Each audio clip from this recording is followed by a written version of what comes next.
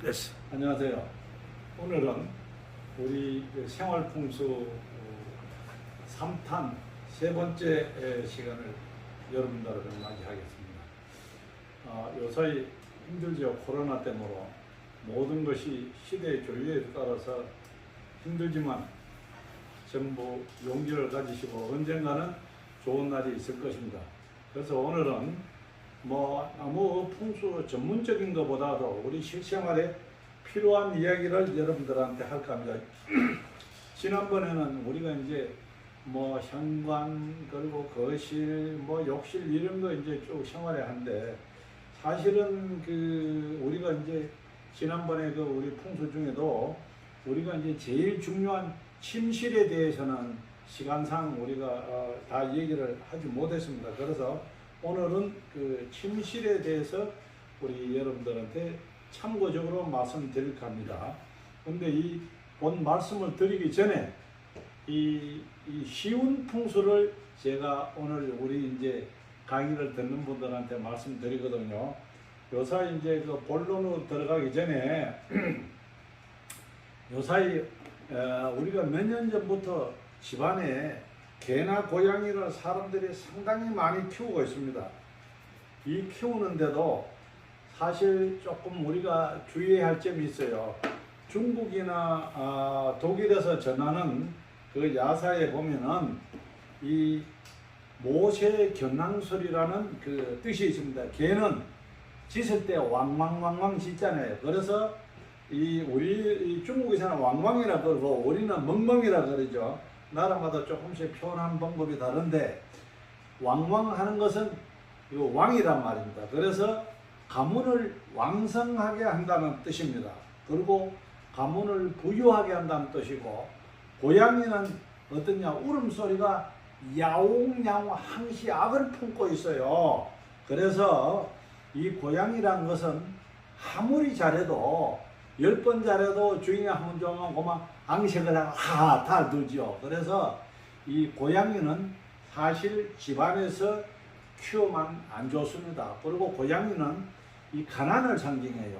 개는 부를 상징하지만, 그러면 비근한 예로 우리가 조선왕조 500년 중에 효종 임금이 딸 숙명공주가 아기를 못 낳는단 말입니다. 그래서 알아본 거니까 공주님이 항시 고양이를 품에 안고 잔다는 전설이 야사에 있었습니다. 그래서 효종 임금이 화가 나가지고 딸한테 직접 편지를 썼다고 합니다. 이거는 조선실록에 있는 겁니다. 제가 이제 우리나라 풍수 박사 중에 왕릉 박사이기 때문에, 그래서 공주는 어찌하여 남편한테 정성을 들이지 않고 고양이를 품에 안고 자는가, 이렇게 좀 어짱게 썼는가 봅니다. 그래서 또 공주가 아버지 효종 임금의 명을 받들어서 그대로 이제 고양이하고 자지를 않고 남편하고 정성을 들여서 자가지고 옥동자 공주를 또 탄생을 시켰다는 우리 조선 실록에 있는데, 그래서 여러분들 어떻게 됐든 간에 이 거실이나 안방에서 동물을 키우는 것은 그리 썩 좋은 일은 아닙니다. 왜 그러냐면은 그들이 춤도 흘리지 털도 빠지지, 더군다나 어린애들 있는 데는 개나 고양이는 이 안방이나 거실에서 하는 것이 안 좋습니다. 그리고 개는 혹시 우리가 이제 호신용이고 이제 옛날에는 이제 육신용도 했잖아요. 또 집을 지키고. 그런데 이 고양이는 항시 악물입니다. 그래서 제가 이런 소리 하는 것은 오늘 이제 우리 가정사회에 필요한 풍수를 연구하다가 보니까 이 중국 야사라든지 우리나라 조선실록에 고양이는 키워가지고 아무런 도움이 없답니다. 항시 여러분들 하고 달들죠. 그래서 앞으로 내가 볼 때는 또 이런 소리 듣고 저한테 댓글 달고 공격을 많이 하실 분이 있을 줄 압니다만은 제가 참고적으로 말씀을 드립니다. 그리고 이제 지난번에 우리가 좀 보수적으로 설명하면은 이제 거실에 여러 가지 잡동사니가 많이 있는 거 좋지 않자 그랬잖아요. 특히 어떤 집에 가보면 뭐 어미, 돼지 젖바는 것이나 뭐 강아지들 젖바는 거, 뭐 물레방아 돌아가는 거, 풍경화 또 어떤 데는 또 어린애들이 이래 기도하는 그런 모습 등등은 있는데 일반 가정에서는 어울리지 않습니다. 거실 그림은 보기 좋음도 있지만 그림이 주는 메시지가 있어야 됩니다. 그래서 분위기가 그 실내 거실에 맞아야 된다. 내가 이제 제 아는 분 이제 초청해서 다음 이제 시간에 수맥을 이야기하겠지만 수맥을 좀 점검해달라 해서 제가 가보니까 우선 거실이 가보니까 벽에 맞춰 큰 그림이 붙었어요. 그러니까 사람이 그렇게 되면은 혹시 우리 인간도 인간인지라 짜증나고 잘못하면 문제가 생깁니다. 그래서 제가 그 집에 간다. 여기에 가족 사진을 하나 딱 붙이고 그리고 집안에 가운을 하나 딱 붙이고 다 띄십시오. 그러고 나니까 그때는 막 복잡하게 있던 것이 없어지고 나니까 좀 섭섭하더랍니다. 그래가지고 이제 자기 이제 아버지가 집을 방문했대요. 하니까 아버지가 야 어떻게 집이 이렇게 변했냐. 그래서 우리나라의 유명한 풍수 박사라는 분이 이걸 이래 하라 그랬습니다. 그러니까 첫째 이 집마에 거실에 가는데 가족 사진은 없고 엉뚱한 사진만 다 있고 또 가운이 없어요. 그러면 후손들이 그 가운을 보고 따라줘야 될 거 아닙니까? 그래서 오늘 이 시간부터는 벽에 첫 잡동사니 사진 지우시고 가족 멋있는 사진 그리고 가운 딱 써가지고 이렇게 붙여놓으면은 상당히 좋은 걸로 되겠습니다. 자 그러면은 우리 지난번에 다 했는데 우리가 이제 사람이 살아가는데 잠은 우리가 침실에서 인생살이 3분의 1을 보냅니다. 그 잠자는 방향이 좋아야 돼요. 그래서 오늘 본격적으로 여러분들 이제 침실에 대해서 말씀을 드리겠습니다. 젊을 때는 동쪽, 나이가 들면 뭐 서쪽 방향, 뭐 어쩌고 그러 샀습니다. 그리고 북쪽은 대부분 북쪽은 죽은 사람이 우리가 이제 머리를 두기 때문에 별로 안 좋다 그러죠. 그러나 이것이 정확한 것은 여기에 시간이 없어 못하지만 이 본명궁이라는 게 있습니다. 그 사람의 생년월일시 이런 거 해가지고 그 풍수 전문가들이 그 맞추는 것이 있습니다. 그러나 우리가 보통적으로 방 안에 이제 남쪽을 하면 좀 따뜻하잖아요. 바람도 잘 들고 그리고 북쪽은 낮기 때문에 여러 가지 자연스럽지 못하죠. 그래서 매사에 북쪽으로 있으면 좀 뭐라 그럴까 좀 그 의욕이 없거나 활동하는데 조금 문제가 있습니다. 그래서 여러분들 우리가 이제 왜 방향을 이 풍수란 게 바람 풍자 몰수자예요. 여러분들 풍수 그렇게 어렵게 생각하지 마십시오. 그리고 풍수는 무당이나 사주나 점쟁이하고는 전혀 다릅니다. 이거는 제가 누차 얘기했죠. 우리 전통 학문이고 체계적인 학문이고 자연 학문이다라는 것을 제가 이거 얘기하는데 일반인들 누가 여러분들 말씀 의사들이나 누가 어느 박사가 얘기한 거 없잖아요. 그리고 여러분들 집에서 선풍기도 틀 적에 남쪽에서 한번 틀어보십시오. 그러면 영 시원합니다. 북쪽에서 트는 거하고 남쪽에서 하는 트는 거 이런 건 누가 가르쳐주는 사람 없잖아요. 자 그러면은 우리가 이제 침실이 우리가 인생살이가 3분의 1을 이 침실에서 생활하는데 침실은 안방은 우리가 옛날에는 막 안방을 크게 하고 자개장도 놓고 의리의리하게 했는데 요새는 안방에 사람들 많이 초대를 안 하죠.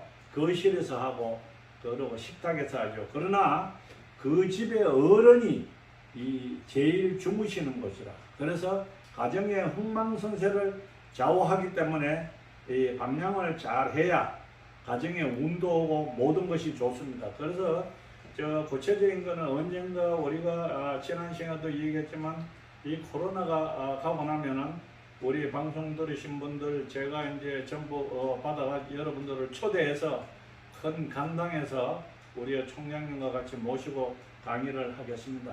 정확한 것은 조금 전에 얘기했지만 본명궁이라든지 희루국자라는 게 있습니다. 희루국자는 생년을 모든 게 맞춰져야 되는 것입니다. 그리고 이 침대는 개개인이 다 다릅니다. 그리고 침대 머리를 출입문 쪽을 준다든지 창문 쪽을 준다든지 주방 쪽을 화장실 쪽으로 북쪽으로 침대 머리를 두는 것은 우리가 이제 풍수적으로 평균적으로 좀 안 좋다 그러죠. 그래서 여러분들 그리고 이제 그 침대를 줄 적에는 반드시 여러분들 벽에서 5cm 정도 떨어져 두는 게 좋습니다. 너무 벽에 딱 붙이는 것도 안 좋습니다. 그래서 가급적이면은 이 남편 되시는 가장 되시는 분은 이 안쪽에 주무시는 게 좋습니다. 너무 바깥에 자는 것도 안 좋습니다. 그리고 이 침대 이 카바는 화려하면 안 좋습니다. 무색 무치가 좋고 어떤 집에 보면 애들 막 거의 고양이나 호랑이나 이런 그림이 있던데 이런 거는 실증도 빨리 느끼고 또 그림 같은 게 있으면 부부 사이가 별로 안 좋습니다. 그리고 이 화려하면은 남편이나 부인이 초라해 보이기 때문에 침대 카바는 깨끗한 것이 좋습니다. 그리고 다음에 이제 침실에 TV를 두지 마라 이렇게 합니다. 왜 그러냐면 TV가 침실에 있으면은 그 TV에 주정하다 보니까 부부 사이에 대화가 없어요. 그런데 이제 그 중에 잘못한 게 있으면 부부 간에 서로 트러블이 생길 수 있으니까 가급적이면 침실에 TV를 안 두는 것이 좋습니다. 그리고 침대의 머리맡에 이 옷걸이가 있으면 안 됩니다. 왜 옷걸이는 우리가 이제 낮에 일하다 보면 거기 뭐 먼지도 있고 볼 거 다 있을 거 아닙니까? 그걸 걸어 놓지 말고 바깥에 베란다나 바깥에 걸어 놓은 것이 좋습니다. 그리고 벽에 장식을 너무 많이 걸면 안 됩니다. 그리고 가급적이면 안방에는 이 못질이나 이런 것을 많이 하면은 자녀들에게 조금 문제가 생겨요. 그래서 속된 말로 우리가 가슴에 못 박는다 그러잖아요. 그래서 이 안방에 아마 여러분들이 좀 벗으면 시계 하나 정도, 그리고 여러분들이 좋아하는 건 너무 밋밋하면은 사진 한 장, 부부 사진을 걸어 놓는 것이 좋습니다. 그런데 막 가족 사진, 결혼식 사진 이런 거 걸어 놓으면은 뭐 제가 어떠니, 처갓집이 어떠니, 뭐 시댁이 어떠니 하다 보면 나중에 서로 트러블이 나니까 안방에는 큰 가족 결혼 사진이나 안 주는 게 좋습니다. 그리고 이 안방에는 물건을 겹겹이 쌓아두는 것도 안 좋습니다. 침대 옆이나 화장대, 서랍 등에 보면 먼지가 많이 쌓여 있어요. 이 먼지는 여러분 호흡기에 안 좋습니다. 그리고 특히 장롱이나 가방의 평풍동 뒤에 보면은 먼지가 아주 많이 쌓여 있죠. 이것은 풍수상으로 최고 안 좋은 겁니다. 그래서 여러분들 가급적이면 안방은 단순하고 깨끗하게, 그리고 침대 카바가 너무 화려하지 않게, 그리고 이 남편 되시는 분이, 어른 되시는 분이 안에 주무셔야 됩니다. 바깥에 주무시는 거다가. 그리고 이 머리맡이 너무 창문에 가까이 가더라도 이 호흡기에 안 좋습니다. 그리고 안방에 주무실 적이나 주무시기 전에는 반드시 문을 열어서 환기를 시키십시오. 제가 지난 시간에 그랬죠. 우리나라는 나돈 세계 OECD 국가에서 이것이 상당한 그 나돈 분포 지역입니다. 우리나라 안반이 65%가 되기 때문에 이것은 방법이 없습니다. 환기를 자주 시켜야 돼요. 환기만 시키면 이게 폐암의 첫 번째, 담배 다음에 아주 무서운 것이 나돈입니다. 그래서 반드시 문을 여러분들 자주 환기를 시키시기 바랍니다. 그래서 오늘 우리가 이제 그 거실에 대해서는 우리가 대충 여러분들 이렇게 말씀을 드렸는데, 거실에 만약에 여러분들이 꼭 이제 그 뭐라 그러나 여러분들이 그 거실에 이제 그 화초를 심겠다면은 이 화초도 낙엽이 지거나 꽃이 많이 피는 건 안 됐습니다. 왜? 나이 들거나 우울증 있는 분은 꽃이 진다는 것은 내 마음을 생채하게 해요. 그래서 금전수라든지, 금전수는 이제 돈나무라고 그러죠. 잎이 무성합니다.